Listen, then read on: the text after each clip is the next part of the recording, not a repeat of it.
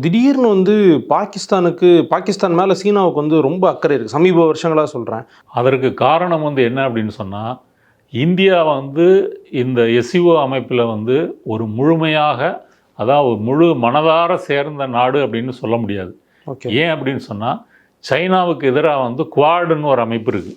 அந்த அமைப்பில யாரெல்லாம் மெம்பர் அப்படின்னு கேட்டீங்க அப்படின்னு சொன்னா, ஆஸ்திரேலியா, ஜப்பான், அமெரிக்கா வந்து தலைமை, இந்தியாவும் மெம்பர். ஓகே. அப்ப இந்தியா, ஜப்பான், ஆஸ்திரேலியா இத வந்து அமெரிக்கா வந்து லீட் பண்ணுது. இந்த குவாட் அமைப்பு எதுக்கு அப்படின்னு சொன்னா, சைனாவுக்கு போட்டியாக உருவாக்கப்பட்டது. ஏன்னா, இந்த நாடுகள் எல்லாமே சைனாவுக்கு பக்கத்துல இருக்கிறாங்க. ஆஸ்திரேலியா, ஜப்பான், இந்தியா எல்லாமே சைனாவுக்கு பக்கத்துல இருக்கிறாங்க. சைனா வந்து ஒரு பொருளாதார வல்லரசாக வந்து வளர்ந்துகிட்டு இருக்குது. இராணுவ ரீதியாகவும் பலத்தை வந்து பெருக்கிக்கிட்டு இருக்குது. அதுக்கு ஒரு செக்மேட் வைக்கணும்னு சொல்லி தான் இந்த குவாட் அமைப்பு வந்து இருக்குது.